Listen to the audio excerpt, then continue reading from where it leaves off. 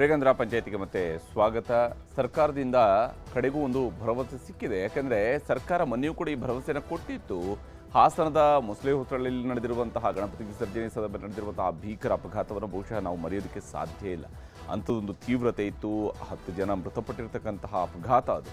ಆ ಅಪಘಾತದಲ್ಲಿ ಗಾಯಗೊಂಡಂಥವರನ್ನು ಆಸ್ಪತ್ರೆಗಳಿಗೆ ದಾಖಲು ಮಾಡಿಸಿ ಚಿಕಿತ್ಸೆ ಕೊಡಲಾಗ್ತದೆ.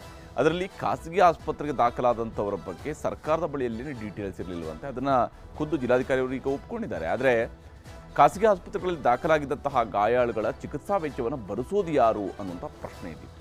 ಇದನ್ನು ನ್ಯೂಸ್ 18 ಬಹಳ ಜವಾಬ್ದಾರಿಯುತವಾಗಿ ಸರ್ಕಾರವನ್ನು ಪ್ರಶ್ನಿಸಿತ್ತು. ಏನು ಕತೆ, ಯಾವಾಗ ನೀವು ಕೊಡ್ತಿದ್ದು? ಈಗ ಕಡೆಗೊಂದು ಭರವಸೆ ಸಿಕ್ಕಿದೆ. ಏನೇನು ಆಯಿತು ಅನ್ನೋದು ನಿಮಗೆ ಹೇಳ್ತೀನಿ. ಹಾಸನದ ಮೊಸಳೆ ಹೊಸಳ್ಳಿ ದುರಂತದ ಗಾಯಾಳುಗಳಿಗೆ ಸದ್ಯಕ್ಕೆ ರಿಲೀಫನ್ನು ಕೊಡೋದಕ್ಕೆ ಈಗ ರಿಲೀಫ್ ಸಿಕ್ಕಿದೆ. ಯಾಕಂದರೆ ಜಿಲ್ಲಾಧಿಕಾರಿಯವರು ಒಂದು ಭರವಸೆಯನ್ನು ಕೊಟ್ಟಿದ್ದಾರೆ. ಖಾಸಗಿ ಆಸ್ಪತ್ರೆಗಳಲ್ಲಿ ಚಿಕಿತ್ಸೆ ಪಡೆಯುತ್ತಿರುವವರಿಗೆ ನ್ಯೂಸ್ 18 ಕಡೆಯಿಂದ ಸಿಗ್ತಿರುವಂತಹ ಗಿಫ್ಟ್ ಇದೆ. ಯಾಕಂದರೆ ಇಲ್ಲಿ ಚಿಕಿತ್ಸೆ ಪಡಿತಾ ಇದ್ದಾರೆ, ಅವರು ಕಷ್ಟದಲ್ಲಿದ್ದಾರೆ. ಯಾಕಂದರೆ ಅವ್ರ ತಪ್ಪುಗಲ್ಲ, ಅಲ್ಲಿ ಆಸ್ಪತ್ರೆಯಲ್ಲಿ ಅವರು ಇವತ್ತು ದಾಖಲಾಗಿ ಚಿಕಿತ್ಸೆಯನ್ನು ಪಡ್ಕೊಳ್ತಾ ಇರುವಂತಹ ಪರಿಸ್ಥಿತಿ. ಖಾಸಗಿ ಆಸ್ಪತ್ರೆಗಳ ಚಿಕಿತ್ಸಾ ವೆಚ್ಚವನ್ನು ಕೂಡ ಈಗ ಭರಿಸ್ತೀವಿ ಅಂತೇಳಿ ಹಾಸನದ ಜಿಲ್ಲಾಧಿಕಾರಿಯವರು ಈಗ ಭರವಸೆಯನ್ನು ಕೊಟ್ಟಿದ್ದಾರೆ. ಭರವಸೆಯನ್ನು DC ಅವರು ನೀಡಿದ್ದಾರೆ. ವಿಶೇಷವಾಗಿ ಎಲ್ಲ ದಾಖಲೆಗಳನ್ನು ಕೊಟ್ಟರೆ ಈಗಲೇ ವೆಚ್ಚ ಭರಿಸ್ತೀವಿ ಅಂತೇಳಿ ಜಿಲ್ಲಾಧಿಕಾರಿಯವರು ತಿಳಿಸಿದ್ದಾರೆ. ಅಂದರೆ ಅಲ್ಲಿ ಗಾಯಗೊಂಡು ಅವರು ಬಂದು ಆಸ್ಪತ್ರೆಗೆ ದಾಖಲಾಗಿರುವಂಥದ್ದಕ್ಕೆ ಸಂಬಂಧಪಟ್ಟಂತಹ ಎಲ್ಲ ದಾಖಲೆಗಳನ್ನು ಕೊಡಬೇಕಾಗತ್ತೆ ಅಂತ ಹೇಳೋದನ್ನು ಅವ್ರು ತಿಳಿಸಿದ್ದಾರೆ. ಪ್ರಶ್ನೆ ಇರುವಂಥದ್ದು, ಸರ್ಕಾರ ಏನು ಮಾಡ್ತಿದ್ವು? ಈ ಗಾಯಾಳುಗಳನ್ನು ಆಸ್ಪತ್ರೆಗಳಿಗೆ ಶಿಫ್ಟ್ ಮಾಡಿದಾಗ ಒಂದು ಮಾನಿಟರಿಂಗ್ ವ್ಯವಸ್ಥೆ ಇರಲಿಲ್ವಾ? ಅಂದರೆ ಸರ್ಕಾರವೇ ಮುಂದೆ ನಿಂತು ಅವ್ರನ್ನ ಆಸ್ಪತ್ರೆಗಳಿಗೆ ದಾಖಲಿಸುವಂಥದ್ದು, ಅವ್ರನ್ನ ಕರ್ಕೊಂಡು ಹೋಗೋದಕ್ಕೆ ಬೇಕಾದಂಥ ವ್ಯವಸ್ಥೆನೇ ಮಾಡಲಿಲ್ವ? ಮತ್ತು ಇದೆಲ್ಲವೂ ಕೂಡ ಇವ್ರಿಗೆ ಇಷ್ಟು ತಡವಾಗಿ ಗೊತ್ತಾಗೋದು ಹೇಗೆ ಅನ್ನೋದು ನಿಜಕ್ಕೂ ಆಶ್ಚರ್ಯ ಆಗುತ್ತೆ. ಚಿಕಿತ್ಸಾ ವೆಚ್ಚ ಭರಿಸ್ತಾರಾ ಇಲ್ವೋ ಅಂತ ಗೊಂದಲಕ್ಕೆ ಈಡಾಗಿದ್ರು ಅಲ್ಲಿ ಚಿಕಿತ್ಸೆ ಪಡ್ತಾ ಇದ್ದಂತಹ ಜನರು. ಅವರು ಸದ್ಯಕ್ಕೆ ನಿರಾಳರಾಗಿದ್ದಾರೆ. ಜಿಲ್ಲಾಧಿಕಾರಿಯವರು ಅಂಥದ್ದೊಂದು ಭರವಸೆಯನ್ನು ಕೊಟ್ಟಿದ್ದಾರೆ. ಆ ಭರವಸೆನವರು ಕೇವಲ ಭರವಸೆ ಅಲ್ಲ, ಅದು ಈಡೇರಬೇಕು. ಅದನ್ನು ಫಾಲೋಅಪ್ ನಾವು ಕೂಡ ಮಾಡ್ತೀವಿ. ಅದು ನಾವು ಈ ವಿಚಾರದಲ್ಲಿ ಬಿಡೋದಿಲ್ಲ. ಯಾಕಂದರೆ ಆ ಫಾಲೋಅಪ್ಪನ್ನು ಕೂಡ ಮಾಡ್ತೀವಿ, ಏನಾಗಿದೆ ಅನ್ನೋಂಥದ್ದನ್ನು. ಗಾಯಾಳುಗಳಿಗೆ ಸಂಪೂರ್ಣ ವೆಚ್ಚವನ್ನು ಜಿಲ್ಲಾಡಳಿತವೇ ಭರಿಸುತ್ತೆ ಅಂತೇಳಿ DC ಅವರು ಇವಾಗ ಹೇಳ್ತಾ ಇದ್ದಾರೆ. ಅವ್ರನ್ನ ಮಾತನಾಡಿಸಿದಾಗ ಅವರು ಈ ವಿಚಾರವನ್ನು ಸ್ಪಷ್ಟಪಡಿಸಿದ್ದಾರೆ. ಗಾಯಾಳುಗಳ ಸಂಪೂರ್ಣ ವೆಚ್ಚವನ್ನು ಜಿಲ್ಲಾಡಳಿತ ಭರಿಸುತ್ತೆ. ಖಾಸಗಿ ಆಸ್ಪತ್ರೆಯಲ್ಲಿ ದಾಖಲಾಗಿರುವವರ ಮಾಹಿತಿ ಇರಲಿಲ್ಲ ಅಂತ ಹೇಳಿದ್ದಾರೆ. ಇದೇ ಆಶ್ಚರ್ಯ ಆಗುವಂಥದ್ದು. ನಿಜಕ್ಕೂ ಇಂಥದ್ದೊಂದು ದೊಡ್ಡ ದುರಂತ ಸಂಭವಿಸಿದಾಗ ಎಷ್ಟು ಜನ ಗಾಯಗೊಂಡಿದ್ದಾರೆ, ಯಾವ್ಯಾವ ಆಸ್ಪತ್ರೆಗಳಲ್ಲಿ ಇದ್ದಾರೆ, ಇದೆಲ್ಲದರ ಬಗ್ಗೆ ಕೂಡ ಒಂದು ಡೇಟಾ ಕಲೆಕ್ಟ್ ಮಾಡ್ಕೊಳ್ಳುವಂಥದ್ದು, ಅದನ್ನು ಒಂದು ರೆಡಿ ಮಾಡ್ಕೊಳ್ಳುವಂಥದ್ದು, ಇಮಿಡಿಯೇಟಾಗಿ ಅದಕ್ಕೆ ಬೇಕಾಗಿರೋದು ಒಂದು ಆ್ಯಕ್ಷನ್ ಪ್ಲಾನ್ ಮಾಡುವಂಥದ್ದು, ಇದು ಅಷ್ಟೊಂದು ದೊಡ್ಡ ಕೆಲಸನ ಅಂತ. ಏನು ಅಲ್ಲಿ ಆಗಿರುವಂತಹ ದುರಂತ, ಅಲ್ಲಿ ಇದ್ದಂತಹ ಜನರು 1000 ಜನ ಇರ್ದಿರ್ತಾರೆ, ಅದರಲ್ಲೊಂದು 20 ಜನ 30 ಜನ ಗಾಯಾಳುಗಳಾಗಿರ್ತಾರೆ. ಅವ್ರುಗಳದ್ದು ಒಂದು ಲೆಕ್ಕ ತಗೊಳ್ಳೋದು ಅಷ್ಟು ದೊಡ್ಡ ಬಿಗ್ ಡೀಲಾ ಅನ್ನುವಂಥ ಪ್ರಶ್ನೆ ಇದ್ದೇ ಇದೆ. ಯಾಕಂದರೆ ಎಲ್ಲರ ಮಾಹಿತಿ ಈಗ ಬಂದಿದೆ. ಅವರೆಲ್ಲರ ಚಿಕಿತ್ಸಾ ವೆಚ್ಚವನ್ನು ಭರಿಸ್ತೀವಿ ಅಂತ ಹೇಳ್ಕೊಂಡು ಈಗ ಜಿಲ್ಲಾಧಿಕಾರಿಯವರು ಸ್ಪಷ್ಟಪಡಿಸ್ತಾ ಇದ್ದಾರೆ. ಸರ್ಕಾರದಿಂದ ಒದಗಿಸಬಹುದಾದ ಎಲ್ಲ ಸೌಲಭ್ಯಗಳನ್ನು ಕೂಡ ನಾವು ಒದಗಿಸ್ತೀವಿ ಅನ್ನುವಂತಹ ಭರವಸೆಯನ್ನು ಕೂಡ ಕೊಟ್ಟಿದ್ದಾರೆ. ಮತ್ತು ಚಿಕಿತ್ಸೆ ಮಧ್ಯೆಯೇ ಆಸ್ಪತ್ರೆಯವರೇನಾದರೂ ಬಿಲ್ ಕಟ್ಟೋದಕ್ಕೆ ಹೇಳಿದರೆ, ಅಂದರೆ ಖಾಸಗಿ ಆಸ್ಪತ್ರೆಗಳವರು ಏನಾದರೂ ಬಿಲ್ ಕಟ್ಟೋದಕ್ಕೆ ಹೇಳಿದರೆ ಅದನ್ನು ಕೂಡ ನಾವು ಕಟ್ತೀವಿ ಅನ್ನುವಂತಹ ಭರವಸೆಯನ್ನು ಕೊಟ್ಟಿದ್ದಾರೆ. ಆಸ್ಪತ್ರೆ ವೆಚ್ಚದ ರಸೀದಿಯನ್ನು ನಮಗೆ ಕೊಟ್ಟರೆ ನಾವೇ ಅದನ್ನು ಭರಿಸ್ತೀವಿ, ಜಿಲ್ಲಾಡಳಿತವೇ ಅದನ್ನು ಭರಿಸುತ್ತೆ ಅನ್ನುವಂತಹ ಭರವಸೆಯನ್ನು ಕೂಡ ನೀಡಿದ್ದಾರೆ. ಗಾಯಾಳುಗಳು ಸಂಪೂರ್ಣವಾಗಿ ಗುಣಮುಖರಾಗಬೇಕು ಅನ್ನುವಂಥದ್ದೇ ನಮ್ಮ ಉದ್ದೇಶ ಅಂತೇಳಿ ಜಿಲ್ಲಾಧಿಕಾರಿಗಳಾಗಿರುವಂತಹ ಲತಾ ಕುಮಾರಿ ಅವರು ನ್ಯೂಸ್ 18 ಜೊತೆಗೆ ಮಾತನಾಡಿದರೆ ಏನು ಹೇಳಿದ್ದಾರೆ ಅನ್ನೋದು ನಿಮಗೆ ತೋರಿಸ್ತೀನಿ. ಪೋಷಕರು ಅದನ್ನು ಪಡೆದುಕೊಂಡು ನಾವು ಈಗ ಆಲ್ರೆಡಿ ನಿರ್ದೇಶನ ನೀಡಿದ್ದೇವೆ. ಮೊದಲು ಅವರು ಗಾಯಾಳುಗಳು ಸಂಪೂರ್ಣ ಅವರ ಸ್ಥಿತಿಯಿಂದ ರಿಕವರಿ ಆಗಬೇಕಾಗ್ತದೆ. ಅದಕ್ಕೆ ನಾವು ಫುಲ್ ಸಪೋರ್ಟ್ ಮಾಡಿದ್ದೇವೆ. ಮತ್ತು ಆ ಗಾಯಾಳುಗಳ ಪೋಷಕರ ಜೊತೆಲೂ ನಾವು ಕಾಂಟ್ಯಾಕ್ಟಲ್ಲಿ ಇದ್ದೇವೆ. ಸೊ ಅವರ ಏನು ಚಿಕಿತ್ಸೆಯನ್ನು, ಅವರ ಭರ್ತಿಯನ್ನು ಸರ್ಕಾರ, ನಾವು ಮೊದಲೇ ಹೇಳಿದ್ವಿ, ನಾವು ವಹಿಸ್ಕೊಳ್ತೇವೆ. ಮೊದಲನೇದಾಗಿ ಅವರಿಗೆ ಸರ್ಕಾರದಿಂದ ಏನೇನು ಅವರಿಗೆ ಸೌಲಭ್ಯಗಳನ್ನು, ಚಿಕಿತ್ಸಾ ಸೌಲಭ್ಯಗಳನ್ನು ಕೊಡಬೇಕು ಅದು ನಮ್ಮ ಹಂತದಲ್ಲಿ ಕೊಡ್ತಾ ಇದ್ದೇವೆ. ಮತ್ತು ಅವರು ಖಾಸಗಿ ಹಾಸ್ಪಿಟಲಲ್ಲಿ ನೀವು ಏನು ವರದಿ ಮಾಡ್ತಿದ್ದೀರ, ಕೆಲವೆಲ್ಲ ವಿಷಯಗಳು ನಮ್ಮ ಗಮನಕ್ಕೆ ಅದು ಅವರು ತಂದಿಲ್ಲ. ಅವರು ನಮ್ಮ ಗಮನಕ್ಕೆ ತಂದಾಗ ಅದನ್ನು ಪರಿಶೀಲಿಸಿ ಅವರಿಗೆ ಸಂಪೂರ್ಣ ಸಪೋರ್ಟನ್ನು ನಾವು ಮಾಡ್ತಾ ಇದ್ದೇವೆ. ನನಗೆ ಒಂದು ಲೆಟರ್ ಅವರ ಕಡೆಯಿಂದ ಎಷ್ಟು ಬಿಲ್ ಇದೆ, ಏನಿದೆ, ಯಾವ ಹಾಸ್ಪಿಟಲ್, ಆ ಮಾಹಿತಿಯೂ ಸಹ ನಮಗೆ ಅವರು ಕೊಟ್ಟಿಲ್ಲ. ಅಂದರೆ ಅವರ ಪೋಷಕರು ಅದನ್ನು ಪಡೆದುಕೊಂಡು ನಾವು ನಿಯಮಾನುಸಾರ ಕ್ರಮ ವಹಿಸ್ತೇವೆ. ಜಾತಿ ಗಣತಿ ಮತ್ತೆ ಸದ್ದುಗದ್ದಲ ಶುರು ಮಾಡಿದೆ. ಮನೆ ಬಾಗಿಲಿಗೆ ಬಂದು ಗಣತಿದಾರರು ಮಾಹಿತಿ ಕೇಳೋದಿಕ್ಕೂ ಮುಂಚಿತವಾಗಿ ತಮ್ಮ ಜಾತಿಗಳ ಜನರು ಏನು ಉತ್ತರ ಕೊಡಬೇಕು ಅನ್ನೋದನ್ನು ಹೇಳಿಕೊಡೋದಕ್ಕೆ ಸ್ವಾಮೀಜಿಗಳು, ರಾಜಕೀಯ ನಾಯಕರು, ಸಮುದಾಯಗಳ ಲೀಡರ್ಗಳು ಇವರೆಲ್ಲರೂ ಕೂಡ ಮುಂದಾಗಿದ್ದಾರೆ. ಇದುವೇ ಇವತ್ತಿನ ಪಂಚಾಯಿತಿಯ ಮೊದಲ ಸುದ್ದಿ, ಜಾತಿ ಲೆಕ್ಕ. ಸರ್ಕಾರ ರಾಜ್ಯದಲ್ಲಿ 2ನೇ ಬಾರಿಗೆ ಜಾತಿ ಗಣಿತ ನಡೆಸುವುದಕ್ಕೆ ಮುಂದಾಗಿದೆ. ಸಾಮಾಜಿಕ ಮತ್ತು ಶೈಕ್ಷಣಿಕ ಸಮೀಕ್ಷೆಯಲ್ಲಿ ಜಾತಿ ಹೆಸರಿಸುವಂಥದ್ದು ಒಂದು ಅಂಶ ಅಷ್ಟೇ ಆದರೂ ಕೂಡ ಅಂತಿಮ ವರದಿ ಬಂದಾಗ ರಾಜ್ಯದಲ್ಲಿ ಯಾವ ಜಾತಿಯ ಜನರು ಎಷ್ಟಿದ್ದಾರೆ, ಆಯಾ ಜಾತಿಗಳಲ್ಲಿ ಎಷ್ಟು ಮಂದಿ ವಿದ್ಯಾವಂತರಿದ್ದಾರೆ, ಪದವೀಧರರಿದ್ದಾರೆ, ಅಧಿಕಾರಿಗಳಿದ್ದಾರೆ, ಖಾಸಗಿ ಉದ್ಯೋಗದಲ್ಲಿದ್ದಾರೆ, ಕೂಲಿ ಕೆಲಸ ಮಾಡ್ತಾ ಇದ್ದಾರೆ, ಹೀಗೆ ಎಲ್ಲ ರೀತಿಯ ಮಾಹಿತಿ ಅಂಕಿಅಂಶ ಸಮೇತ ಸಿಗುತ್ತೆ. ಇದೇ ಕಾರಣಕ್ಕಾಗಿ ಜಾತಿ ಗಣತಿ ಅನ್ನುವಂಥದ್ದು ಭೂಕಂಪದಂತೆ, ರಾಜಕೀಯದ ಭೂಕಂಪ ಅಂತ ಹೇಳಿ ಕಾಂಗ್ರೆಸ್ನ ನಾಯಕ, ಲೋಕಸಭೆಯ ಪ್ರತಿಪಕ್ಷ ನಾಯಕ ರಾಹುಲ್ ಗಾಂಧಿ ಅದನ್ನು ವರ್ಣಿಸ್ತಾರೆ. ಹಾಗೆಯೇ ಜಾತಿ ಗಣತಿಯಿಂದಾಗಿ ದುರ್ಬಲ ವರ್ಗದವರಿಗೂ ಸರ್ಕಾರದ ಸವಲತ್ತುಗಳನ್ನು ಸರಿಯಾಗಿ ಹಂಚೋದಕ್ಕೆ ಸಾಧ್ಯ ಆಗುತ್ತೆ ಮತ್ತು ಎಲ್ಲ ಜಾತಿಗಳಲ್ಲಿರುವಂತಹ ಬಡವರಿಗೂ ಕೂಡ, ಮೇಲ್ವರ್ಗದಲ್ಲಿರಲಿ ಅತ್ಯಂತ ಕೆಳವರ್ಗದಲ್ಲಿರಲಿ ಎಲ್ಲ ವರ್ಗಗಳ ಬಡವರಿಗೂ ಕೂಡ ಸೌಲಭ್ಯವನ್ನು ಕೊಡಿಸೋದಕ್ಕೆ ಸಾಧ್ಯ ಆಗುತ್ತೆ ಅಂತ ಮುಖ್ಯಮಂತ್ರಿ ಸಿದ್ದರಾಮಯ್ಯನವರು ಪ್ರತಿಪಾದಿಸ್ತಾರೆ. ಆದರೆ ಸರ್ಕಾರ ಜಾತಿ ಗಣತಿಗೆ ತಯಾರಿ ಆರಂಭಿಸ್ತಾ ಇದ್ದಂತೆ ಪ್ರಬಲ ಸಮುದಾಯಗಳಿಂದ ವಿರೋಧ ವ್ಯಕ್ತವಾಗ್ತಾ ಇತ್ತು. ಇದೇ ವೇಳೆ ಬಿಜೆಪಿಯ ಲಿಂಗಾಯತ ಸಮುದಾಯದ ನಾಯಕರು ಜಾತಿ ಗಣತಿಯ ಔಚಿತ್ಯವನ್ನೇ ಪ್ರಶ್ನಿಸ್ತಾ ಇದ್ದಾರೆ. ಲಿಂಗಾಯತ ಸಮುದಾಯದ ಸ್ವಾಮೀಜಿಗಳು ತಮ್ಮ ಸಮುದಾಯದವರು ಹೇಗೆ ಜಾತಿ ಹೆಸರು ಬರೆಸಬೇಕು, ಅದರಲ್ಲಿ ಧರ್ಮದ ಹೆಸರು ಬರೆಸಬೇಕಾ ಬೇಡವಾ, ಹೀಗೆ ತಮ್ಮ ವೈಯಕ್ತಿಕ ಅಭಿಪ್ರಾಯಗಳನ್ನು ಕೊಡೋದಕ್ಕೆ ಶುರು ಮಾಡಿದ್ದಾರೆ. ಮತ್ತೊಂದೆಡೆ ದಲಿತ ಸಮುದಾಯಗಳು ಕೂಡ ತಮ್ಮವರು ಜಾತಿ ಗಣತಿ ವೇಳೆ ಹೇಗೆ ಜಾತಿಗಳನ್ನು ಬರೆಸಬೇಕು, ಉಪಜಾತಿಯ ಹೆಸರುಗಳನ್ನು ಎಲ್ಲಿ ಹೆಸರಿಸಬೇಕು, ಇದರ ಬಗ್ಗೆಯೂ ಕೂಡ ಜಾಗೃತಿ ಮೂಡಿಸೋದಕ್ಕೆ ಮುಂದಾಗಿದೆ. ಇದೆಲ್ಲ ಒಂದು ಕಡೆ ನಡೀತಾ ಇದ್ದರೆ, ಮತ್ತೊಂದು ಕಡೆಯಲ್ಲಿ ರಾಜ್ಯ ಸರ್ಕಾರ ಕುರುಬ ಸಮುದಾಯವನ್ನು ST ಕ್ಯಾಟಗರಿಗೆ ಸೇರಿಸೋದಕ್ಕೂ ಕೂಡ ತಯಾರಿಯನ್ನು ಶುರು ಮಾಡಿದೆ. ಇದರಲ್ಲೂ ಕೂಡ ರಾಜಕೀಯದ ಲೆಕ್ಕ ಇದೆ ಅನ್ನುವಂಥದ್ರ ಬಗ್ಗೆ ಅದೇ ಸಮುದಾಯದ ಹಿರಿಯ ನಾಯಕರು ಮಾತನಾಡ್ತಾ ಇದ್ದಾರೆ. ಇದೆಲ್ಲದರ ಬಗೆಗಿನ ಒಂದು ವಿವರವಾದಂತಹ ವರದಿಯನ್ನು ತೋರಿಸ್ತೀನಿ ಇವತ್ತಿನ ಪಂಚಾಯಿತಿಯ ಮೊದಲ ಸುದ್ದಿಯಲ್ಲಿ, ಜಾತಿ ಲೆಕ್ಕದ ಬಗ್ಗೆ. ಇನ್ನು ಇವತ್ತಿನ ಪಂಚಾಯಿತಿಯ 2ನೇ ಸುದ್ದಿ, ಭರವಸೆ. ಸರ್ಕಾರ ಮತ್ತೊಂದು ಭರವಸೆಯನ್ನು ಕೊಟ್ಟಿದೆ. ಹಾಸನದ ಮೊಸಳೆ ಹೊಸಹಳ್ಳಿಯಲ್ಲಿ ನಡೆದಿದ್ದ ಭೀಕರ ದುರಂತದಲ್ಲಿ ಗಾಯಗೊಂಡು ಹಾಸನದ ಖಾಸಗಿ ಆಸ್ಪತ್ರೆಗಳಲ್ಲಿ ಚಿಕಿತ್ಸೆ ಪಡಿತಾ ಇದ್ದಂಥವರಿಗೆ ತಮ್ಮ ಚಿಕಿತ್ಸಾ ವೆಚ್ಚವನ್ನು ಯಾರು ಭರಿಸ್ತಾರೆ ಅನ್ನುವಂಥ ಪ್ರಶ್ನೆ ಕಾಡ್ತಾ ಇತ್ತು. ಪ್ರಧಾನಮಂತ್ರಿಯವರ ನಿಧಿಯಿಂದ 50,000 ರೂಪಾಯಿ ಗಾಯಾಳುಗಳಿಗೆ ಮತ್ತು ರಾಜ್ಯ ಸರ್ಕಾರವು ಕೂಡ ಹೇಳಿತ್ತು ಗಾಯಾಳುಗಳಿಗೆ ನಾವು ಚಿಕಿತ್ಸೆಯನ್ನು ಕೊಡಿಸ್ತೀವಿ ಅಂತೇಳಿ. ಆದರೆ ಖಾಸಗಿ ಆಸ್ಪತ್ರೆಗಳಲ್ಲಿ ಚಿಕಿತ್ಸೆ ಪಡಿತಾ ಇದ್ದಂಥವ್ರಿಗೆ ಅವರ ಬಿಲ್ ಈಗಾಗಲೇ 50,000 ದಾಟಿದಂಥವ್ರಿಗೆ ಇನ್ನೂ ಕೂಡ ಯಾವುದೇ ಭರವಸೆ ಸಿಕ್ಕಿರಲಿಲ್ಲ, ಅಥವಾ ಅವ್ರಿಗೆ ಅವರ ಬಿಲ್ಲನ್ನು ಯಾರು ಕಟ್ತಾರೆ ಅನ್ನುವಂಥದ್ದು ಗೊತ್ತಿರಲಿಲ್ಲ. ಅವರು ಪ್ರಶ್ನೆ ಮಾಡ್ತಾ ಇದ್ರು, ಏನು ಕತೆ ಇದು, ಯಾರು ನಮ್ಮನ್ನು ಕೇಳಕ್ಕೆ ಬರ್ತಿಲ್ಲ ಅಂತೇಳಿ. ಅವರ ಧ್ವನಿಯಾಗಿ ಇವತ್ತು ನಿಮ್ಮ ನ್ಯೂಸ್ 18 ಕನ್ನಡ ವರದಿ ಮಾಡಿದೆ. ನಾವು ಮಾಡಿರ್ತಕ್ಕಂತಹ ವರದಿಯ ನಂತರ ಜಿಲ್ಲಾಧಿಕಾರಿ ಲತಾ ಕುಮಾರಿ ಅವರು ಸ್ಪಷ್ಟನೆ ನೀಡಿದ್ದಾರೆ. ಖಾಸಗಿ ಆಸ್ಪತ್ರೆಗಳಲ್ಲಿ ಚಿಕಿತ್ಸೆ ಪಡಿತಾ ಇರುವಂತಹ ಗಾಯಾಳುಗಳು ಕೂಡ ಈಗ ನಿಟ್ಟುಸಿರು ಬಿಡುವಂತೆ ಆಗಿದೆ ಅವರ ಮಾತುಗಳಿಂದಾಗಿ. ಅದನ್ನು ಕೂಡ ವಿವರಿಸ್ತೀನಿ ಇವತ್ತಿನ ಪಂಚಾಯಿತಿಯ 2ನೇ ಸುದ್ದಿಯಲ್ಲಿ ಏನು ಹೇಳಿದ್ದಾರೆ ಜಿಲ್ಲಾಧಿಕಾರಿಯವರು ಅನ್ನೋದನ್ನು ನಿಮಗೆ ತೋರಿಸ್ತೀನಿ. ಈಗ ಮೊದಲ ಸುದ್ದಿಯ ಕಡೆಗೆ ಹೋಗೋಣ. ಬಹಳ ಮುಖ್ಯವಾಗಿ ಜಾತಿ ಲೆಕ್ಕ ಹೇಗೆ ಸಾಗಿದೆ, ಯಾವ ಸ್ವರೂಪದಲ್ಲಿ ಜಾತಿ ಗಣತಿಗೆ ಬೇಕಂತ ತಯಾರಿ ಸರ್ಕಾರದ ಕಡೆಯಿಂದ ಆಗಿರುವಂಥದ್ದು ಒಂದು ಭಾಗ. ಅದು 1.5 ಲಕ್ಷ ಟೀಚರ್ಸ್ಗೆ ಈಗಾಗಲೇ ಅವರು ಟ್ರೈನಿಂಗ್ ಕೊಟ್ಟಿರುವಂಥದ್ದು ಇರ್ಬೋದು, ಅವರು ಗಣತಿ ಮಾಡೋದಕ್ಕೆ ಬೇಕಾಗಿರುವಂಥ 60 ಪ್ರಶ್ನೆಗಳ ಪ್ರಶ್ನಾವಳಿ ಆಗಿರ್ಬೋದು, ಆ್ಯಪ್ ತಯಾರಿ ಇರ್ಬೋದು, ಇದೆಲ್ಲ ಒಂದು ಭಾಗ. ಆದರೆ ಈ ಕಡೆ ಜಾತಿಗಳವರ ತಯಾರಿ ಬಹಳ ಜೋರಾಗಿ ನಡೀತಿದೆ, ಸಮುದಾಯಗಳ ತಯಾರಿ ಬಹಳ ಜೋರಾಗಿ ಸಾಗಿದೆ. ತಮ್ಮ ಜಾತಿಯವರು ಹೇಗೆಲ್ಲ ಹೆಸರುಗಳನ್ನು ಬರೆಸ್ಕೋಬೇಕು, ಏನು ಅಂತಲೇ ಬರೆಸ್ಬೇಕು, ಇದೇ ಪರ್ಟಿಕ್ಯುಲರ್ ಆಗಿ ಬರೆಸ್ಬೇಕು, ಉಪಜಾತಿ ವಿಚಾರಗಳಲ್ಲಿ ಯಾವುದು ಬರೆಸಬೇಕು, ಹೀಗೆ ಪ್ರತಿಯೊಂದನ್ನು ಕೂಡ ಚರ್ಚೆ ಮಾಡ್ತಾ ಇದ್ದಾರೆ. ಯಾವ ಸ್ವರೂಪದಲ್ಲಿ ಅಂತ ನೀವು ತೋರಿಸ್ತೀನಿ.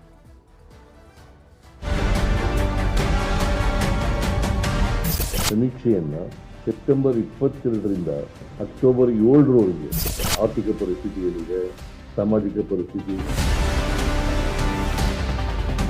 ಅವರ ಪರಿಸ್ಥಿತಿ ಏನಿದೆ ಅಂತಕ್ಕಂಥದ್ದು ಸಮೀಕ್ಷಾ ಸಾಮಾಜಿಕ ಹಾಗೂ ಶೈಕ್ಷಣಿಕ ಸಮೀಕ್ಷೆಯನ್ನು ಮಾಡ್ತಾ ಇದ್ದಾರೆ ಮಾನ್ಯ ಮುಖ್ಯಮಂತ್ರಿಗಳು ಮತ್ತೆ ಈ ಸರ್ಕಾರ. ಅದು ಅತಿ ಅವೈಜ್ಞಾನಿಕ ರೀತಿಯಲ್ಲಿ ಮಾಡ್ತಾ ಇದ್ದಾರೆ. ಜಾತಿ ಗಣತಿ ಅರ್ಥಾತ್ ಕರ್ನಾಟಕ ಸಾಮಾಜಿಕ ಮತ್ತು ಶೈಕ್ಷಣಿಕ ಸಮೀಕ್ಷೆಗೆ ಸರ್ಕಾರ ಈಗಾಗಲೇ ಮುಹೂರ್ತ ನಿಗದಿ ಮಾಡಿದೆ. ಸರ್ಕಾರಕ್ಕೆ ಈ ಹಿಂದೆ ಜಯಪ್ರಕಾಶ್ ಹೆಗಡೆ ಅವರು ಜಾತಿಗಣತಿ ವರದಿ ಸಲ್ಲಿಸಿದ್ದಾಗ ಅದು 10 ವರ್ಷ ಹಳೆಯ ಡೇಟಾ. ಹಾಗಾಗಿ ಅದನ್ನ ಪರಿಗಣಿಸಬಾರದು. ಮತ್ತೊಮ್ಮೆ ಸಮೀಕ್ಷೆ ಮಾಡಿಸಬೇಕು ಅಂತ ಪ್ರತಿಪಕ್ಷ ಬಿಜೆಪಿ ಸೇರಿದಂತೆ ಪ್ರಬಲ ಸಮುದಾಯಗಳ ನಾಯಕರು, ಸ್ವಾಮೀಜಿಗಳು ಆಗ್ರಹಿಸಿದ್ದರು. ಈಗ ಹೊಸ ಜಾತಿಗಣತಿ ಘೋಷಣೆಯಾಗುತ್ತಲೇ ಮತ್ತೆ ಟೀಕೆ ಟಿಪ್ಪಣಿ ಎದುರಾಗುತ್ತಿದೆ. ರಾಜ್ಯ ಸರ್ಕಾರ 420 ಕೋಟಿ ನೀರಿನಲ್ಲಿ ಹೋಮ ಮಾಡಲು ಮುಂದಾಗಿದೆ ಎಂದು ಟೀಕಿಸಿದ್ದರು. ಹಾಗಿದ್ದರೂ ಮತ್ತೊಂದು ಕಡೆ ಜೋರಾಗಿಯೇ ಜಾತಿಗಣತಿಯ ವೇಳೆ ತಮ್ಮ ಸಮುದಾಯದ ಹೆಸರನ್ನ ಹೇಗೆ ಬರೆಸಬೇಕು ಎಂದು ಸಭೆಯ ಮೇಲೆ ಸಭೆ ನಡೆಸುತ್ತಿದ್ದಾರೆ. ಸೆಪ್ಟೆಂಬರ್ 22ರಿಂದ ಶುರುವಾಗುವ ಸಮೀಕ್ಷೆಯಲ್ಲಿ ತಮ್ಮ ಸಮುದಾಯಗಳ ಜನರು ಹೇಗೆಲ್ಲ ಉತ್ತರ ಬರೆಸಬೇಕು ಅನ್ನೋದರ ಬಗ್ಗೆ ಜಾಗೃತಿ ಮೂಡಿಸುವ ಕೆಲಸಕ್ಕಿಳಿದಿದ್ದಾರೆ.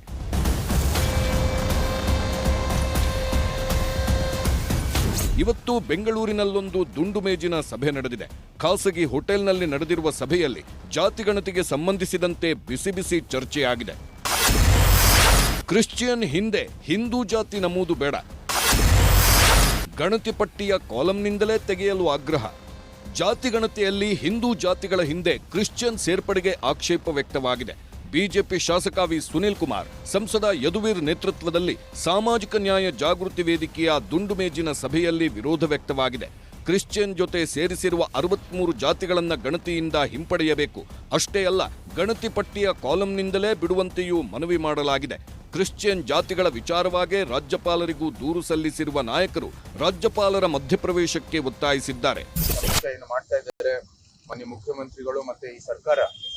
ಅದು ಅತಿ ಅವೈಜ್ಞಾನಿಕ ರೀತಿಯಲ್ಲಿ ಮಾಡ್ತಾ ಇದ್ದಾರೆ. ನಿರ್ದಿಷ್ಟವಾಗಿ ಈ ಕ್ರಿಶ್ಚಿಯನ್ ಸಬ್ಕಾಸ್ಟ್ಗಳ ಒಂದು ಆರ್ಟಿಫಿಷಿಯಲ್ ಆಗಿ ಸೇರಿಸಿರ್ತಕ್ಕಂಥದ್ದು ಅತ್ಯಂತ ಖಂಡನೀಯ. ಅದು ಮತಾಂತರಕ್ಕೆ ಒಂದು ಅವಕಾಶ ಕೊಡುವಂಥದ್ದು ದೃಷ್ಟಿಯಲ್ಲಿ ಸಹ ಅದು ಮಾಡ್ತಾ ಇದ್ದಾರೆ ಅಂತ ನಮ್ಮ ಭಾವನೆ. ಅದು ನಿಲ್ಲಿಸಬೇಕಾಗಿದೆ. ವೈಜ್ಞಾನಿಕ ರೀತಿಯಲ್ಲಿ ಅವರು ಸಮೀಕ್ಷೆಯನ್ನು ನಡೆಸಲಿ. ಮತ್ತೆ ಆ ತರಾತುರಿಯಿಂದ ಮಾಡೋ ಅವಶ್ಯಕತೆ ಇಲ್ಲವೇ ಇಲ್ಲ. ಇದರ ಹಿಂದೆ ಇರುವಂತ 2 ಹುನ್ನಾರಗಳನ್ನ ಇವತ್ತು ಸಭೆಯಲ್ಲಿ ಗುರುತಿಸಿದವೆ. ಒಂದನೇದು, ಈ ರೀತಿ 47 ಉಪಜಾತಿಗಳಿಗೆ ಕ್ರಿಶ್ಚಿಯನ್ ನಾಮಕರಣವನ್ನ ಸಿದ್ದರಾಮಯ್ಯನವರು ಏನ್ ಮಾಡ್ಲಿಕ್ಕೆ ಹೊರಟಿದ್ದಾರೆ, ಮುಂದಿನ ದಿನಗಳಲ್ಲಿ ಇದು ಮೀಸಲಾತಿಯಲ್ಲಿ ದೊಡ್ಡ ಪ್ರಮಾಣದಲ್ಲಿ ಏರುಪೇರನ್ನ ಮಾಡುವಂತ ಒಂದು ಹುನ್ನಾರ ಇದೆ. ಅದರಲ್ಲೂ ವಿಶೇಷವಾಗಿ OBC ಮೀಸಲಾತಿಯನ್ನ ಏರುಪೇರು ಮಾಡುವಂತ ಒಂದು ಹುನ್ನಾರವನ್ನ ಸಿದ್ದರಾಮಯ್ಯ ಮಾಡಿದ್ದಾರೆ ಎನ್ನುವಂಥದ್ದು ಸಭೆಯಲ್ಲಿ ಅಭಿಪ್ರಾಯ ವ್ಯಕ್ತ ಆಗಿದೆ. ಎರಡನೇದು, ಸರ್ಕಾರವೇ ಅಧಿಕೃತವಾಗಿ ಮತಾಂತರಕ್ಕೆ ಬೇಕಾದಂತ ಪ್ರೇರಣೆಯನ್ನ ಕೊಡುತ್ತೆ, ಮತಾಂತರವನ್ನ ಮಾಡಿದರೆ ಸರ್ಕಾರಿ ಸೌಲಭ್ಯಗಳು ಸಿಗುತ್ತೆ ಎನ್ನುವಂತ ಪರೋಕ್ಷವಾದಂತ ಸಂದೇಶವೂ ಕೂಡ ಇದರ ಹಿಂದೆ ಇದೆ ಅನ್ನುವಂಥದ್ದು ಇವತ್ತು ಸಭೆಯಲ್ಲಿ ವ್ಯಕ್ತ ಆಗಿದೆ. ಇದೇ ವೇಳೆ ಸರ್ಕಾರ ಕ್ರಿಶ್ಚಿಯನ್ ಧರ್ಮಕ್ಕೆ ಮತಾಂತರಗೊಂಡವರನ್ನು ಹಿಂದೂ ಜಾತಿಗಳ ಹೆಸರಿನಲ್ಲಿ ಗುರುತಿಸುವುದು ಮತಾಂತರಕ್ಕೆ ಕಾಂಟ್ರಾಕ್ಟ್ ಕೊಟ್ಟಂತೆ ಎಂದು ಬಿಜೆಪಿಯ ನಾಯಕರು ಆಕ್ರೋಶ ಹೊರಹಾಕಿದ್ದಾರೆ. ಕುರುಬ ಕ್ರಿಶ್ಚಿಯನ್ ಅಂತಂದ್ರೆ ಇನ್ನೊಂದು ಸ್ವಲ್ಪ ದಿವಸಕ್ಕೆ ಕುರುಬ ಕ್ರಿಶ್ಚಿಯನ್ ಪೀಠ ಆಗುತ್ತೆ. ಭೌತಿಕವಾಗಿ ಸಿದ್ದರಾಮಯ್ಯರು ಯಾರನ್ನೊಬ್ಬರು ನೇಮಿಸಬಹುದು ಅಥವಾ ಯಾವ್ದೋ ಪಾದ್ರಿ ಅಂತ ಕುಂದರ್ಸ್ಬೋದು. ಸಮಾಜವನ್ನು ಎಲ್ಲಿ ತಗೊಂಡು ಹೋಗ್ತಾ ಇದ್ದಾರೆ ಇವರು, ಯಾವ ಕಡೆ ತಗೊಂಡು ಹೋಗ್ತಾ ಇದ್ದಾರೆ? ಸುಪ್ರೀಂ ಕೋರ್ಟ್ ಕೂಡ ಹೇಳಿರೋದೇನಂತ ಹೇಳಿದ್ರೆ, ಯಾರು ಕನ್ವರ್ಟ್ ಆದರೂ ಕೂಡ ಕನ್ವರ್ಟ್ ಆದಂತಹ ಜಾತಿ ನೀಡಬೇಕು. ನೀವ್ಯಾಕೆ ಹೊಸದಾಗಿ ತಗೊಂಡು ಬಂದು ಒಂದು ಹಿಂದೂ ಮತ್ತೆ ಒಂದು ಕ್ರಿಶ್ಚಿಯನ್ ಹೆಸರನ್ನ ಜಾತಿಯನ್ನು ಇಡ್ತಾ ಇದ್ದೀರಾ? ಇದೇನು ನಿಮಗೇನ ನೀವು ಕನ್ವರ್ಟ್ ಮಾಡುವಂತಹ ಏನನ್ನ ಕಾಂಟ್ರಾಕ್ಟರ್ಗಳಾಗ್ಬಿಟ್ಟಿದ್ದೀರಾ ಏನು ಅಂತ ಈ ಸರ್ಕಾರದವ್ರನ್ನ ನಾನು ಕೇಳಲಿಕ್ಕೆ ಕೂಡ ಇಚ್ಛೆ ಪಡ್ತೀನಿ. ಕರ್ನಾಟಕ ರಾಜ್ಯದಲ್ಲಿ ಸಿದ್ದರಾಮಯ್ಯ ಸರ್ಕಾರದ್ದು ಉದ್ದೇಶನೇ ಹಿಂದೂಗಳ ಸಂಖ್ಯೆ ಕಡಿಮೆ ಮಾಡಬೇಕು, ಕ್ರಿಶ್ಚಿಯನ್ರು ಮತ್ತು ಮುಸ್ಲಿಮರ ಸಂಖ್ಯೆನ ಹೆಚ್ಚು ಮಾಡಬೇಕು ಅನ್ನುವಂಥ ಸ್ಪಷ್ಟವಾಗಿರೋ ಉದ್ದೇಶ ನಮ್ಮ ಆಧುನಿಕ ಕರ್ನಾಟಕದ 2ನೇ ಟಿಪ್ಪು ಸುಲ್ತಾನ್ ಆಗಿರುವಂಥ ಸಿದ್ದರಾಮಯ್ಯ ಅವರದ್ದು ಉದ್ದೇಶ ಆಗಿದೆ. ಮತ್ತೊಂದೆಡೆ ವೀರಶೈವ ಲಿಂಗಾಯತ ಸಮುದಾಯದಲ್ಲಿ ಕ್ರಿಶ್ಚಿಯನ್ ಪದ ಬಂದಿರೋದು ಆಶ್ಚರ್ಯ ಹಾಗೂ ನೋವು ಉಂಟು ಮಾಡಿದೆ ಎಂದಿದ್ದಾರೆ ರಂಭಾಪುರಿ ಶ್ರೀಗಳು. ಏಕಾಏಕಿಯಾಗಿ ಕ್ರಿಶ್ಚಿಯನ್ ಪದ ಸೇರಿಸಿರುವುದು ಯಾಕೆ ಎಂಬುದು ದೊಡ್ಡ ಪ್ರಶ್ನೆ. ಸಮಾಜದವರು ಇದನ್ನ ವಿರೋಧಿಸಬೇಕು ಎಂದು ಕರೆ ಕೊಟ್ಟಿದ್ದಾರೆ. ವೀರಶೈವ ಲಿಂಗಾಯತ ಧರ್ಮದಲ್ಲಿ ಕ್ರಿಶ್ಚಿಯನ್ ಪದ ಸೇರಿ ಬಂದಿದ್ದು ಆ ಪಟ್ಟಿ ನೋಡಿ ನಮ್ಮ ಒಬ್ಬರಿಗೆಲ್ಲ, ಈ ರಾಜ್ಯದ ಎಲ್ಲ ಜನಾಂಗದವರಿಗೂ ಕೂಡ ಬಹಳ ಆಶ್ಚರ್ಯವನ್ನು ಮತ್ತು ನೋವನ್ನು ಉಂಟು ಮಾಡ್ತಾ ಇದೆ. ಇದು ಏಕಾಏಕಿಯಾಗಿ ಕ್ರಿಶ್ಚಿಯನ್ ಹೇಗೆ ಸೇರ್ತಿ ಈ ಸಮುದಾಯದ ಜೊತೆಗೆ ಅನ್ನುವಂಥದ್ದು ಬಹುದೊಡ್ಡ ಪ್ರಶ್ನೆ. ಮುಂದೆ ಏಕತಾ ಸಮಾವೇಶದಲ್ಲಿ ಇದರ ಬಗ್ಗೆನೂ ಕೂಡ ಅಲ್ಲಿ ಸಮಾಲೋಚನೆ ಬರಬಹುದು ಅಂತೇಳಿ ನಮಗನಿಸ್ತಾ ಇದೆ. ಇನ್ನೊಂದು ಕಡೆ ಲಿಂಗಾಯತ ನಾಯಕರು ಮಾಜಿ ಮುಖ್ಯಮಂತ್ರಿ BS ಯಡಿಯೂರಪ್ಪ ನೇತೃತ್ವದಲ್ಲಿ ಸಭೆ ಮಾಡಿದ್ದಾರೆ. ಬಿಜೆಪಿಯ ಚಟುವಟಿಕೆಗಳಿಂದ ದೂರ ಇದ್ದವರು ಕೂಡ ಅಸಮಾಧಾನ ಪ್ರತಿಷ್ಠೆ ಬಿಟ್ಟು ಸಮುದಾಯದ ಪರ ನಿಂತಿದ್ದಾರೆ. ಈ ಸಭೆಯಲ್ಲಿ ಕೇಂದ್ರ ಸರ್ಕಾರವೇ ಗಣತಿ ಮಾಡುವಾಗ ರಾಜ್ಯದ ಗಣತಿ ಯಾಕೆ ಎಂದು ಪ್ರಶ್ನೆ ಮಾಡಿದ್ದಾರೆ.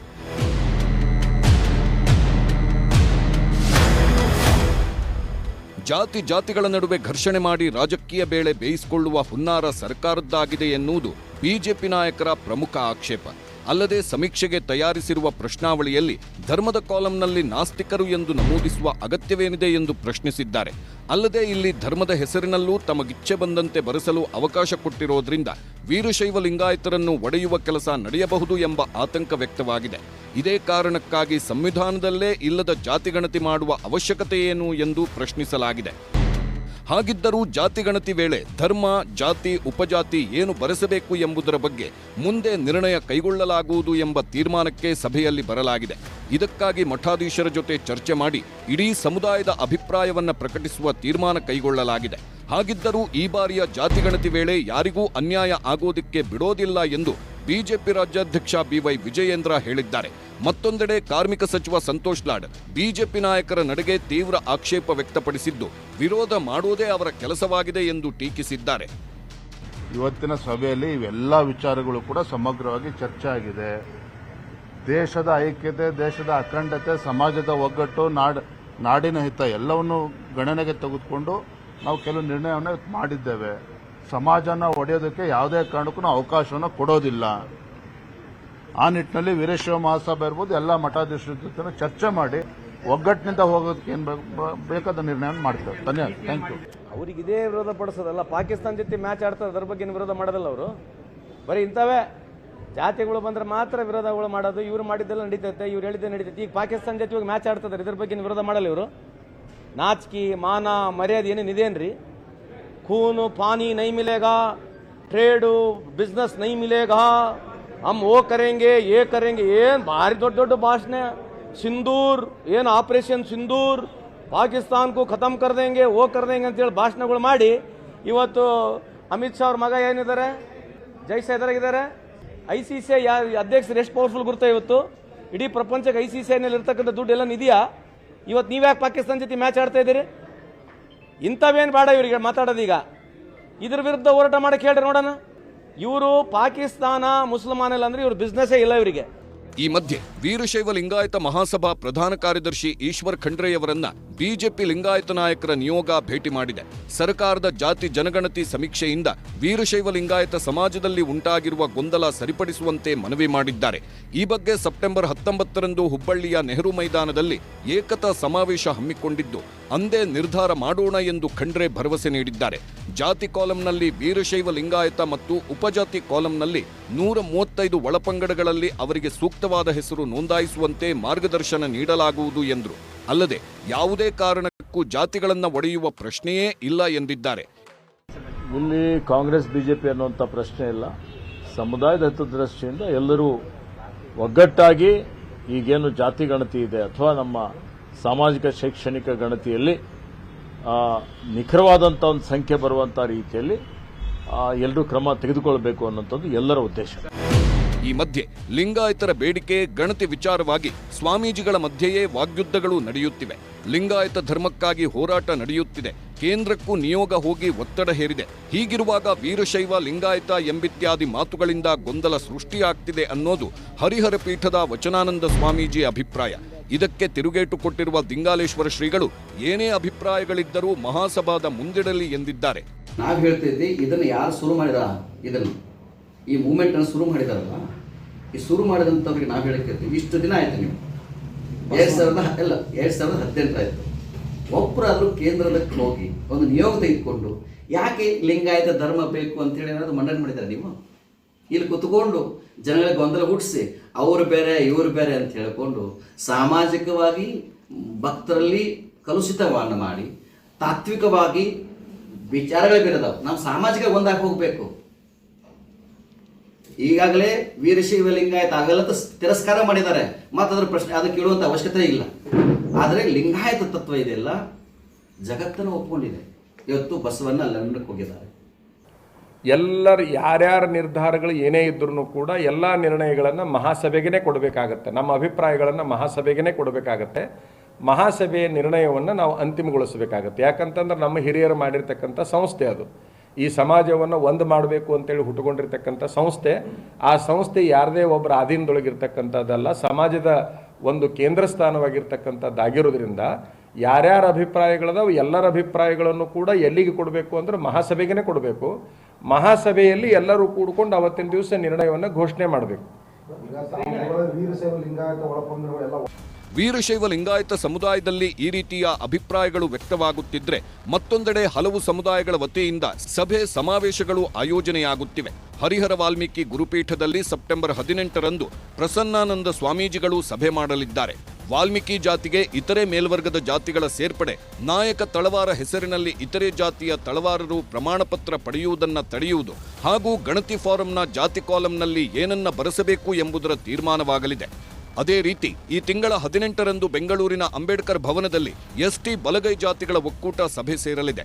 ಗಣತಿ ವೇಳೆ ಆದಿ ಕರ್ನಾಟಕ, ಆದಿ ದ್ರಾವಿಡ, ಆದಿ ಆಂಧ್ರ ಜೊತೆಗೆ ಸಂಬಂಧಿಸಿದ ಆಡುಭಾಷೆಯಲ್ಲಿ ಕರೆಸಿಕೊಳ್ಳುವ ಉಪಜಾತಿಗಳನ್ನೂ ನಮೂದಿಸುವಂತೆ ಜಾಗೃತಿ ಮೂಡಿಸಲು ಒಕ್ಕೂಟ ಮುಂದಾಗಿದೆ. ಹೀಗೆ ಹೊಸ ಜಾತಿಗಣತಿಯ ವೇಳೆ ತಮ್ಮ ತಮ್ಮ ಜಾತಿಗಳ ಹಿತ ಕಾಯುವ ನಿಟ್ಟಿನಲ್ಲಿ ಆಯಾ ಸಮುದಾಯಗಳ ಸಂಘಟನೆಗಳು, ಸ್ವಾಮೀಜಿಗಳು, ರಾಜಕೀಯ ನಾಯಕರು ಬಹಳ ಚಟುವಟಿಕೆಯಿಂದ ಕೆಲಸ ಶುರು ಮಾಡಿದ್ದಾರೆ. ಮತ್ತೊಂದೆಡೆ ರಾಜ್ಯ ಸರ್ಕಾರ ಕುರುಬ ಸಮುದಾಯವನ್ನ ಎಸ್ಟಿ ಕೆಟಗರಿಗೆ ಸೇರಿಸಲು ಚಿಂತನೆ ನಡೆಸಿದೆ. ಇದಕ್ಕಾಗಿ ಪರಿಶಿಷ್ಟ ಪಂಗಡಗಳ ಕಲ್ಯಾಣ ಇಲಾಖೆಯ ಕಾರ್ಯದರ್ಶಿ ನೇತೃತ್ವದಲ್ಲಿ ಸಭೆ ನಿಗದಿಯಾಗಿದೆ. ಕುರುಬ ಹಾಗೂ ಗೊಂಡ ಸಮುದಾಯಗಳ ಸಾಮ್ಯತೆ ಬಗ್ಗೆ ತಿಳಿಯಲು ಸಭೆ ಆಗ್ತಿದೆ. ಆ ಸಾಮ್ಯತೆಯನ್ನೇ ಆಧಾರವಾಗಿಟ್ಟುಕೊಂಡು ಎಸ್ಟಿ ಸಮುದಾಯಕ್ಕೆ ಕುರುಬ ಸೇರ್ಪಡೆ ಮಾಡುವ ಪ್ರಯತ್ನ ಇದಾಗಿದೆ. 2023ರಲ್ಲೇ ಸಚಿವ ಸಂಪುಟ ಸಭೆಯಲ್ಲಿ ಚರ್ಚೆ ಮಾಡಿ ಶಿಫಾರಸು ಮಾಡಲಾಗಿದೆ. ಕುಲಶಾಸ್ತ್ರೀಯ ಅಧ್ಯಯನದ ವರದಿಯೊಂದಿಗೆ ಕೇಂದ್ರ ಸರ್ಕಾರಕ್ಕೂ ಶಿಫಾರಸು ಮಾಡಲಾಗಿದೆ. ಕೇಂದ್ರ ಸರ್ಕಾರದೊಂದಿಗೂ ಈಗಾಗಲೇ ಪತ್ರ ವ್ಯವಹಾರ ನಡೆದಿದೆ. ರಾಜ್ಯದಲ್ಲಿ ಸದ್ಯ ಪ್ರವರ್ಗ 2A ಅಡಿಯಲ್ಲಿರುವ ಕುರುಬ ಸಮುದಾಯ 15% ಮೀಸಲಾತಿ ಪಡೆಯುತ್ತಿದ್ದಾರೆ. 102 ಜಾತಿಗಳೊಂದಿಗೆ ಮೀಸಲಾತಿ ಹಂಚಿಕೊಳ್ಳುವುದರಿಂದ ವಂಚಿತರಾಗುತ್ತೇವೆ ಎಂಬುದನ್ನೇ ಇಟ್ಟುಕೊಂಡು ಎಸ್ಟಿಗೆ ಬೇಡಿಕೆ ಇಡಲಾಗಿದೆ. ಆದರೆ ಸಿದ್ದರಾಮಯ್ಯ ಅವರ ಕುರ್ಚಿಗೆ ತೊಂದರೆಯಾಗಿದ್ದಕ್ಕಷ್ಟೇ ಈಗ ಕುರುಬ ಸಮುದಾಯವನ್ನ ಎಸ್ಟಿಗೆ ಸೇರಿಸಲು ಕಸರತ್ತು ಆರಂಭಿಸಿದ್ದಾರೆ ಎಂದು ಎಂಎಲ್ಸಿ ಎಚ್ ವಿಶ್ವನಾಥ್ ಟೀಕಿಸಿದ್ದಾರೆ. ಕುರುಬ ಸಮುದಾಯಕ್ಕೆ ಮಠ ಮಾಡಿದ್ದು ನಾನು, ಈಗ ಸ್ವಾಮೀಜಿಗಳು ಸಿದ್ದರಾಮಯ್ಯ ಪರವಾಗಿ ನಿಲ್ಲಬಾರದು ಎಂದು ಆಗ್ರಹಿಸಿದ್ದಾರೆ. ಇವತ್ತೇನಾಗಿದೆ, ಕುರುಬ ಸಮುದಾಯ ಎಸ್ಟಿ ಟ್ಯಾಗ್ ಬೇಕು ಅಂತಕ್ಕಂಥದ್ದನ್ನ ಸಿದ್ದರಾಮಯ್ಯ ಎಂದೂ ಕೂಡ ತನ್ನ ಕ್ಯಾಬಿನೆಟ್ ಅಲ್ಲಿ ಇಟ್ಟು ಪಾಸ್ ಮಾಡಿದವರಲ್ಲ. ಎಷ್ಟು ದಿವಸ ಆಯ್ತು ಇದು? ಬೊಮ್ಮಾಯಿ ಸರ್ಕಾರ ಕೊಟ್ಟು ಆಮೇಲೆ ನೀವೇ ಬಂದ್ರಲ್ಲ. ಎಂದಾದ್ರೂ ಇದನ್ನ ಹಿಡ್ಕೊಂಡು ಪ್ರಧಾನ ಮಂತ್ರಿನ ಭೇಟಿ ಮಾಡಿದ್ದೀರಾ ನೀವು? ನಮ್ಮ ಸಮುದಾಯದ ಈ ತರ ಬಂದಿದೆ, ಶಾ ಭೇಟಿ ಮಾಡಿದ್ದೀರಾ? ಕೇಂದ್ರ ಸರ್ಕಾರದಲ್ಲಿ ಕೂತು ಪ್ರಧಾನಮಂತ್ರಿ ಟೇಬಲ್ ಅಲ್ಲಿ ಯಾಕಾಗಲ್ಲ ಅಂತ ಕೇಳಿದ್ರಿ ಏನ್ರಿ? ಹೀಗೆ ಪ್ರತಿಯೊಂದು ಜಾತಿಯಲ್ಲೂ ಅವರದ್ದೇ ಲೆಕ್ಕಾಚಾರಗಳು ಸಾಗಿವೆ. ಕೆಲವು ಜಾತಿಗಳ ನಾಯಕರು ತಾವು ವೇದಿಕೆಗಳಲ್ಲಿ ಹೇಳುತ್ತಿದ್ದ ತಮ್ಮ ಸಮುದಾಯದ ಜನಸಂಖ್ಯೆಯೇ ಈ ಗಣತಿಯಿಂದ ಉಲ್ಟಾ ಪಲ್ಟಾ ಆಗಿ ತಾವೆಲ್ಲಿ ರಾಜಕೀಯವಾಗಿ ಪ್ರಾಬಲ್ಯ ಕಳೆದುಕೊಳ್ಳುತ್ತೇವೆ ಎಂಬ ಆತಂಕದಲ್ಲಿದ್ದಾರೆ. ಆದರೆ ಜಾತಿ ಗಣತಿ ಮಾಡೇ ಮಾಡ್ತೀವಿ ಎಂದು ಹೊರಟಿರುವ ಸರ್ಕಾರ ಬೇರೆ ಬೇರೆ ಸಮುದಾಯಗಳಲ್ಲಿ ವ್ಯಕ್ತವಾಗುತ್ತಿರುವ ಆತಂಕಗಳನ್ನು ಸಮಾಧಾನದಿಂದ ಆಲಿಸಿ ಸಮರ್ಪಕವಾಗಿ ಜಾತಿ ಗಣತಿಯನ್ನ ಮಾಡಿ ಮುಗಿಸಬೇಕಿದೆ. ಇಲ್ಲದೆ ಹೋದ್ರೆ ಸರ್ಕಾರ ಗಣತಿಗಾಗಿ ಮೀಸಲಿಟ್ಟಿರುವ 420 ಕೋಟಿ ರೂಪಾಯಿ ಮತ್ತೆ ನೀರಿನಲ್ಲಿ ಇಟ್ಟ ಹೋಮ ಆಗೋದ್ರಲ್ಲಿ ಅನುಮಾನವೇ ಇಲ್ಲ. Bureau report, news 18.